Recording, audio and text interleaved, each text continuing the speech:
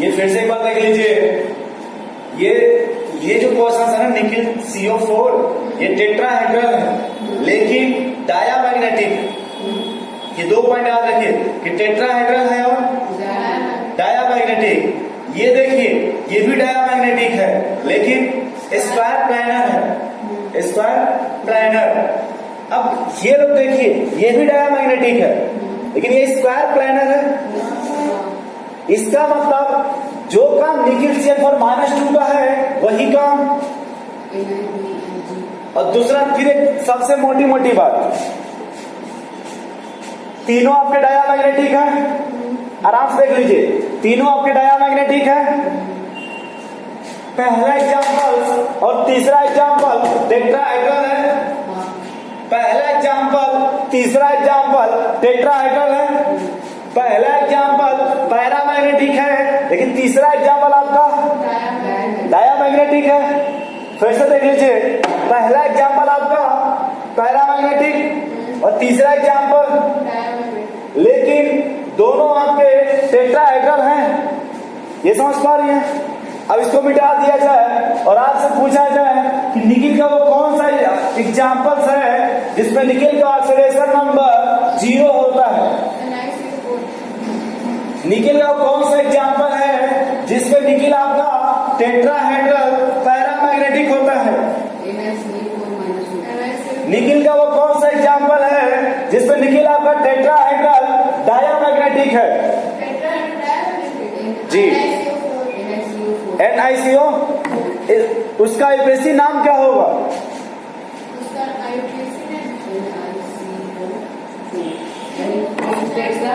Tetra tetra carbonyl निकल Roman में क्या होगा? 0। भाई CO4 ना है तो CO आपका न्यूट्रल लिगेंड है और जब न्यूट्रल लिगेंड है तो उसका ऑक्सीडेशन नंबर क्या होगा? 0 होगा। फिर आपसे पूछा निकिल का वह एग्जांपल्स बताइए जिसमें निकिल आपका डायामैग्नेटिक है, लिगेंड आपका बाइडेंटेट है। क्या एग्जांपल होगा? NiDMG2। DMG2 में एक DMG का ऑक्सीडेशन नंबर 2 DMG का उधर फेंक देंगे तो समझ में आया? निकिल का कौन सा एग्जांपल्स है जिसमें आपका अनपेड इलेक्ट्रॉन म्यू की वैल्यू 2.83 है। NiCl4-2 यही आपका पैरामैग्नेटिक था। बाकी तीनों एग्जांपल आपके डायामैग्नेटिक थे। नहीं समझ पा रही? फिर से देखिए, आपने कहा इंडियन गवर्नमेंट स्कूल प्यारी अम्मा, नेशनल गवर्नमेंट स्कूल प्यारी अम्मा, इंजीनियरिंग डिप्लोमा, चोर सिपाही जितने लोग भी हैं वीक फील्ड में कि स्ट्रांग फील्ड में? अगर कहा गया आपसे NO2- तो स्ट्रांग फील्ड लिगेंड में, लेकिन नेट अगर NO3- है तो वीक फील्ड लिगेंड में NO3- वीक में है, NO2- स्ट्रांग में है। कोई बात नहीं, ठीक है, जाने दीजिए, नहीं लिखवाए। फिर सुनिए, अगर आपसे गुस्सा में आके पूछे कि बताओ ऑक्जेलेट की जिंदगी में कब खुशी आती है, किसके साथ जुड़ेगा तो उसका पावर बढ़ जाएगा? जी, कोबाल्ट के साथ जुड़ेगा। यदि कोबाल्ट +3 होना चाहिए, पानी तो पानी ही है, लेकिन उसके जिंदगी में कब भूचाल आएगा? वो किससे जुड़ा होना चाहिए? कॉपर के साथ। उस समय उसका ऑक्सीडेशन नंबर +2 होना चाहिए। उस वक्त का जो वाटर है उस ट्रांसफर की तरह बिहेव करेगा? नहीं। और कुछ छोटा छोटा पूछ लीजिए कल का। पहला पॉइंट आपका था कि CO स्ट्रांग फील्ड लिगेंड है, लेकिन ये गारंटी नहीं कि हमेशा पेयरिंग करेगा। यदि रिक्वायरमेंट है तभी पेयरिंग होगा, यदि रिक्वायरमेंट नहीं है तो पेयरिंग नहीं होगा। In the case of CO,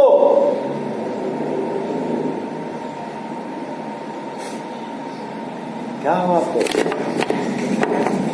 चलिए इधर देखिए फिर से, ये लिखा हुआ है, छोटा सा एग्जाम्पल लिख रहे हैं, निकिल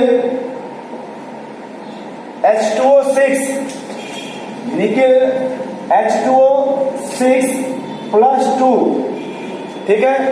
दूसरा एग्जाम्पल है निकिल CO4, सॉरी 6 कर लीजिए, +2। इसमें आप देख के बताइए कि क्या होगा। या इसको NH3 6 कर लीजिए, निकिल NH3 आपको बस इतना बताना है कि पानी जो है वीक फील्ड लिगेंड है या स्ट्रॉन्ग फील्ड लिगेंड है। और प्यारी अम्मा, ये जो अम्मा है वो स्ट्रॉन्ग फील्ड लिगेंड है कि वीक फील्ड लिगेंड है? तो पेयरिंग का चांस किसमें है? अम्मा के पास है या पानी के पास है? अम्मा के पास है। लेकिन ये गारंटी है कि पेयरिंग करा देंगे? सबसे पहले चलिए, सबसे पहले क्या किया जाए निकिल का? तो डी में कितने इलेक्ट्रॉन आएंगे? निकिल का हो जाएगा, डी में कितने आएंगे? 1। और एस में कितना आएगा?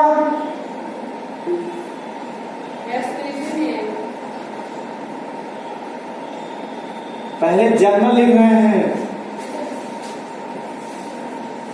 जर्नल क्या होता है? ओबीसी वाले। अच्छा, आप जनरल वाले हैं मैडम, हम तो ओबीसी से हैं।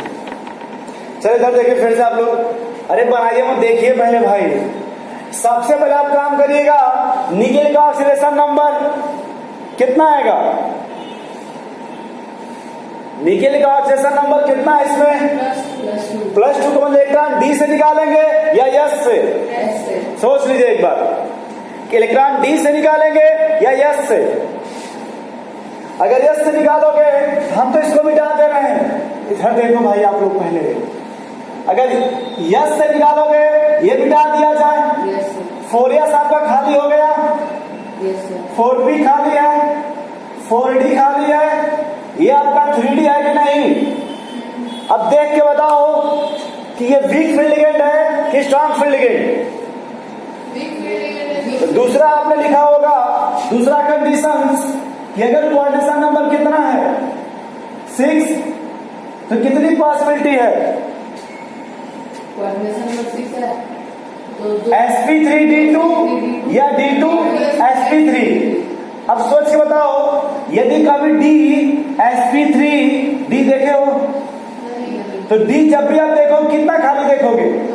अगर एक खाली होगा तो उसमें शिफ्टिंग कराएंगे, अब वैसे भी हम यहाँ शिफ्टिंग तो कराएंगे नहीं, क्योंकि वीक फील्ड लिगेंड है और ये निकल है, कॉपर नहीं ना है। जब निकल है तो ये कोई पेयरिंग नहीं कराएगा।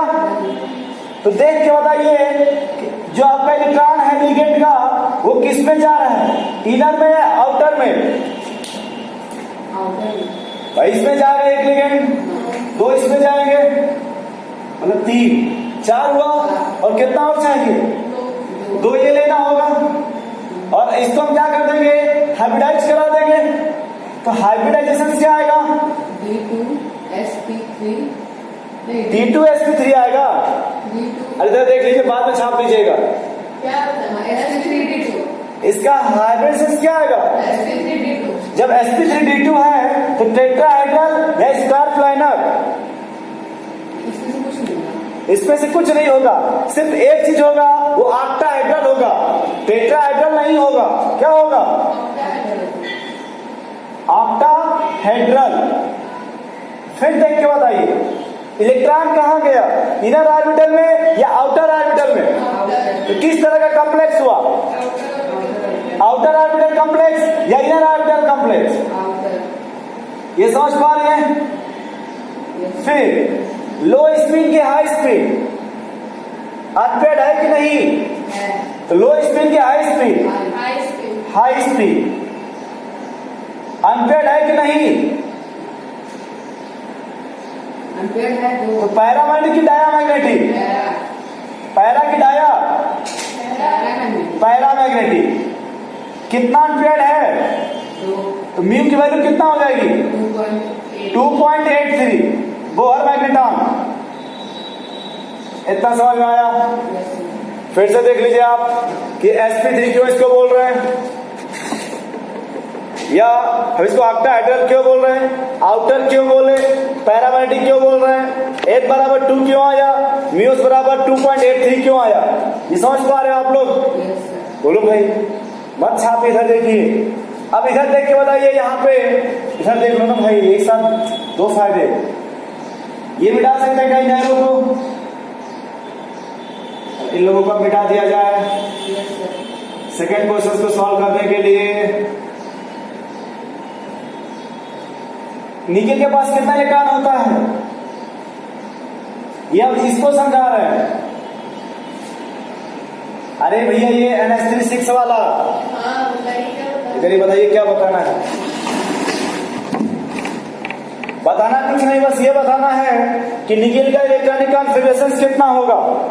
लास्ट में 3D अभी जनरल जनरल टी में 8 होगा और एस में कितना होगा?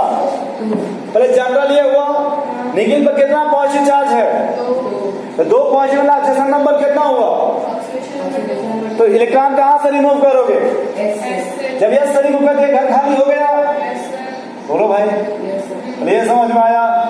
yes sir इसके बाद अमोनिया किस तरह का लिगेंड है? प्यारी अम्मा, नहीं स्ट्रॉन्ग फील्ड स्ट्रॉन्ग फील्ड है, तो इनका काम क्या है? पेयरिंग कराना।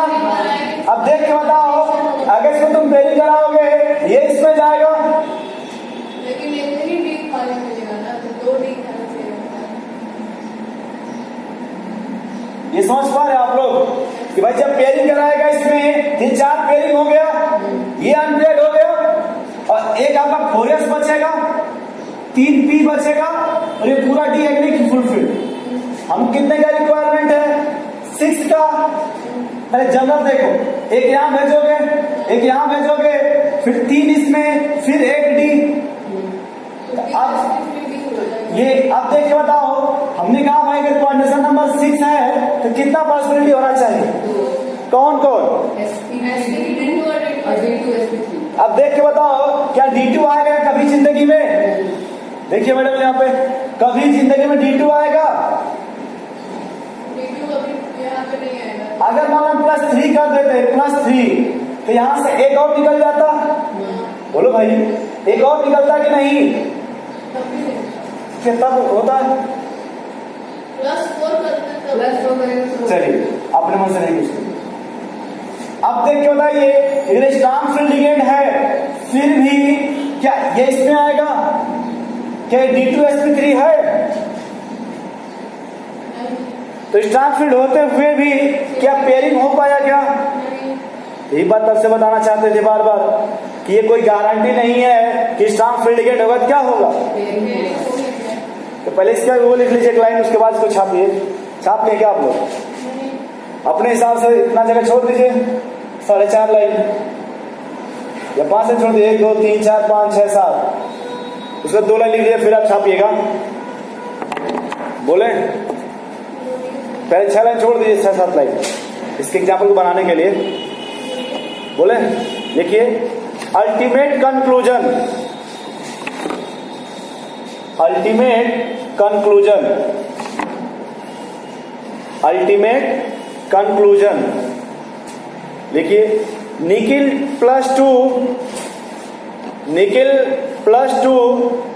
With coordination number 6, nickel +2 with coordination number 6 always form sp3d2, always form sp3d2। फिर से देखो आप भाई, एक ही डी खाली है ना, क्या एक तो शिफ्ट कर नहीं सकते?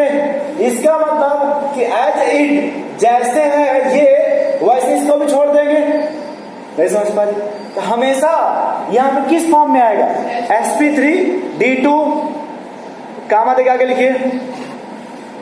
अब सोच के बताइए, इनर ऑर्बिटल कॉम्प्लेक्स होगा या आउटर ऑर्बिटल कॉम्प्लेक्स होगा? दोनों केस में Outer. फिर लिखिए काम करके outer orbital complex, outer orbital complex. फिर काम करके लिखिए, बोला जाए ये देख के बताइए ये टेट्राहेड्रल होगा, स्क्वायर प्लेनर है या ऑक्टाहेड्रल? Outer. तो इसमें जो सही लगे वो लिख लीजिए ऑप्शन काम करने के बाद। ऑक्टाहेड्रल, इसमें एक अनपेड इलेक्ट्रॉन है कि 2 अनपेड इलेक्ट्रॉन है या 3 अनपेड इलेक्ट्रॉन है? 2. फिर काम करके लिख लीजिए जो सही आपको लगे।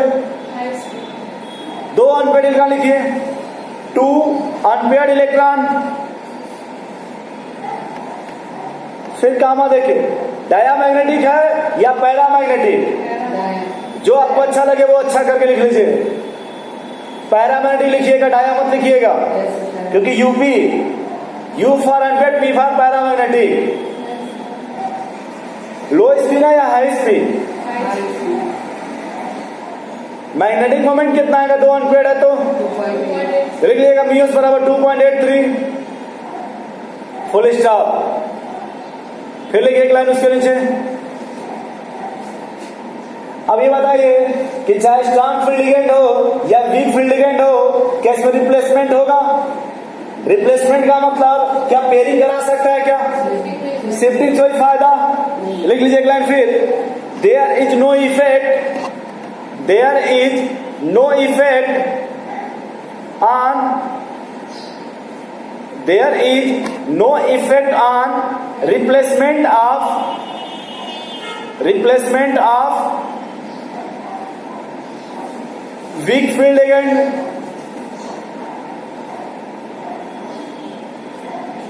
by strong field ligand, by strong field, full stop। अब इसका हिंदी में कुछ कहा सकते अपने से लिख लीजिए कि जब आपका डिमांड से जो मन कर वो लिख लीजिएगा, यही आपको याद रहेगा कि यदि आपका फायदा का तभी पेयरिंग कराएंगे, यदि फायदा नहीं हुआ तो इसको हिंदी में अपने हिसाब से कुछ भी लिख लीजिए। नहीं समझे कि जब हमारी मांगे पूरी होगी तभी अनशन तोड़ेंगे, नहीं तो अनशन अभी करेंगे, हम जूस मिलेगा तो पी लेंगे, फिर बोलेंगे हम अनशन है जूस पी कर। ऐसा नहीं ना भाई। तो सिंपल सी बात आप लिख लीजिएगा वहीं पर कोड बना करके कि जब आपका डिमांड पूरा होगा तभी आप कोचिंग जाएंगे, यदि डिमांड पूरी नहीं होगी तो आप कोचिंग, तो घर वालों के ऊपर है, यदि आपको कोचिंग भेजना है तो आपका डिमांड क्या करें। तो इस एग्जाम्पल में याद रखिएगा कि अगर आपकी रिक्वायरमेंट क्या हो फुलफिल्ड तभी पेयरिंग होगा। इससे मतलब नहीं है कि चाहे घर की पापा रिक्वेस्ट करें चाहे मम्मी रिक्वेस्ट करें। छाप लीजिए अब।